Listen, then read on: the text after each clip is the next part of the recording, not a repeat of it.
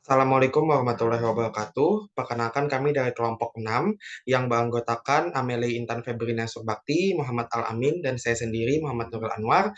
Pada kesempatan kali ini kami akan mempresentasikan rencana pelaksanaan pembelajaran yang kami kembangkan untuk BIPA level 6.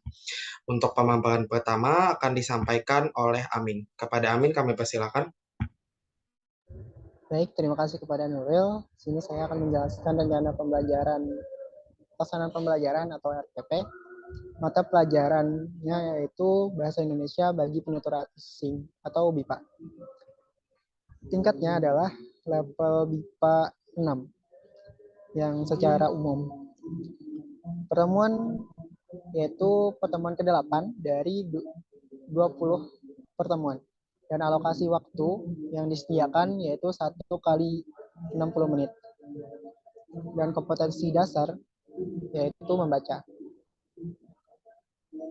Baik, selanjutnya adalah tujuan pembelajaran.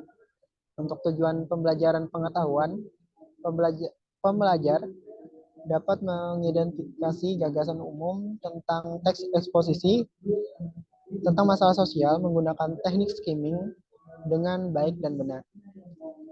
Adapun tujuan pembelajaran keterampilan, yaitu pembelajar dapat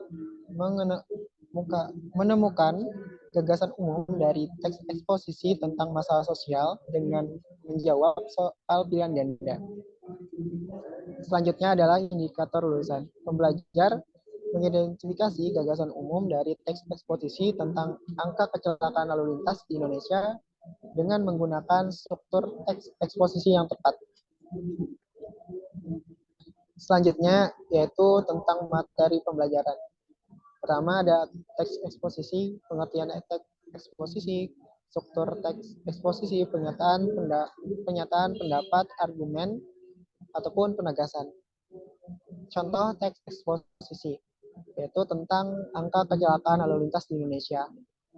Selanjutnya juga menemukan gagasan umum menggunakan teknik skimming tadi.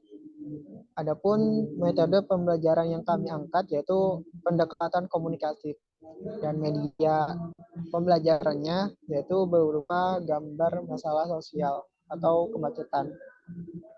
Dan untuk sumber pembelajar kami mengambil dari buku BIPA Bahasa Indonesia bagi penutur asing level 6 yaitu dari Sahabatku Indonesia.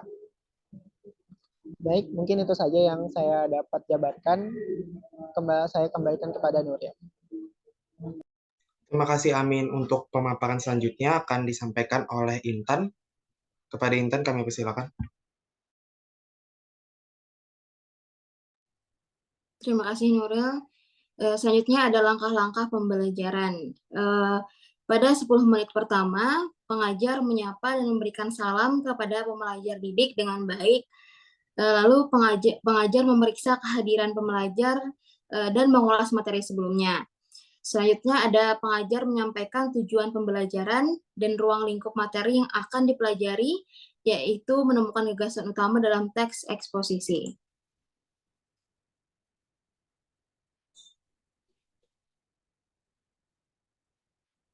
Lalu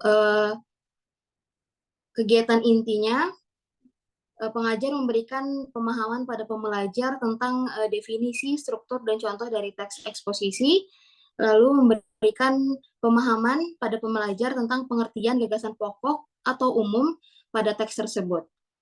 Lalu pengajar memberikan pemahaman pada pembelajar tentang langkah-langkah teknik skimming. Pengajar juga meminta pembelajar untuk membaca teks eksposisi dan menemukan gagasan pokok dalam teks tersebut menggunakan teknik skimming. Dan pembelajar juga diberikan sebuah lembar kerja untuk mengerjakan dengan cara menjawab pertanyaan berupa soal pilihan ganda secara mandiri. Next. Yang terakhir ada penutup. Di sini pengajar menutup kegiatan dengan menanyakan kepada pembelajar tentang kegiatan apa saja yang telah mereka lakukan hari ini dan apa yang pembelajar rasakan. Lalu pengajar juga menanyakan kepada pembelajar bagaimana cara menemukan gagasan pokok umum dalam teks menggunakan teknik skimming tersebut.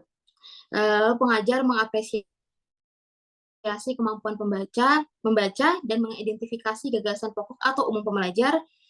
Setelahnya pengajar berterima kasih dan menutup kegiatan dengan mengucapkan salam. Itu saja yang bisa saya sampaikan. Saya kembalikan kepada moderator. Baik, terima kasih Intan. Selanjutnya ialah aspek penilaian. Di dalam LPP ini, kemampuan membaca pembelajar akan dinilai melalui soal pilihan ganda berjumlah 8 butir, dan tiap soalnya nanti akan memiliki bobot senilai 12,5. Jadi ketika mereka berhasil menjawab semuanya dengan benar, akan mendapatkan nilai 100, dan ini merupakan tabel penilaian untuk tingkat pemahaman para pembelajar. Ketika mereka mendapatkan nilai 100, akan diindikasikan bahwa mereka sangat memahami bacaan tersebut dan memahami materi pembelajaran yang sudah diberikan. Ketika mereka mendapatkan 87,5 atau salah satu, berarti mereka di level memahami, dan ketika mereka mendapatkan nilai 75, diindikasikan cukup memahami, dan apabila mereka mendapatkan nilai 50 sampai dengan 62,5, maka mereka dinilai kurang memahami materi yang disampaikan. Apabila kurang dari 50 penilainya, dapat disimpulkan bahwa pembelajar tidak dapat memahami pembelajaran dengan baik dan benar. Kemudian untuk selanjutnya adalah lampiran-lampiran yang kami berikan. Ini berisikan materi pembelajaran, seperti ini contohnya merupakan definisi dari teks eksposisi, sehingga menjelaskan secara singkat saja apa itu teks eksposisi. Karena ini teks eksposisi juga terkadang ada di pelajaran bahasa Inggris, di mana para pembelajar biasanya sudah mengetahui secara umum, lalu kita ulang saja materinya. Lalu ini contohnya, contoh dari teks eksposisi yang sudah dijelaskan teman-teman saya sebelumnya mengenai angka kecelakaan lalu lintas di Indonesia. Terdapat gambar juga sebagai media pembelajaran dan beberapa paragraf tulisan. Lalu ini merupakan struktur teks eksposisi yang akan diajarkan kepada para pembelajar, terdiri dari pernyataan pendapat, argumen, penegasan, dan contoh dalam teks ini merupakan kutipan yang tidak lengkap karena keterbatasan ruang di dalam PowerPoint ini, maka kami menunjukkan kalimat-kalimat pertama dalam tiap paragraf saja. Tetapi yang jelas ini merupakan struktur teks eksposisi beserta penjelasan terkait ciri dan fungsi kebahasaannya juga yang akan disampaikan kepada para pembelajar. Lalu, ini materi terkait teknik skimming dan gagasan utama. Jadi, dijelaskan terlebih dahulu gagasan utama itu seperti apa secara ringkas dan juga langkah-langkah yang diterapkan ketika kita menggunakan teknik skimming dalam membaca. Kemudian, lampiran selanjutnya ialah lembar kerja pembelajar.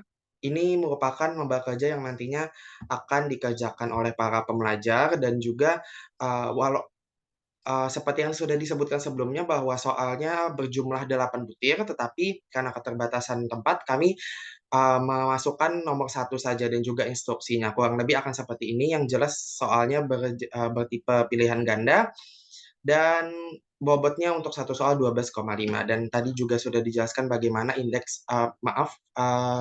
tabel penilaiannya, indikator penilaiannya. Itu saja yang dapat kami sampaikan terkait pengembangan RPP yang sudah kami buat. Mohon maaf jika terdapat kesalahan dan kekurangan. Terima kasih. Wassalamualaikum warahmatullahi wabarakatuh.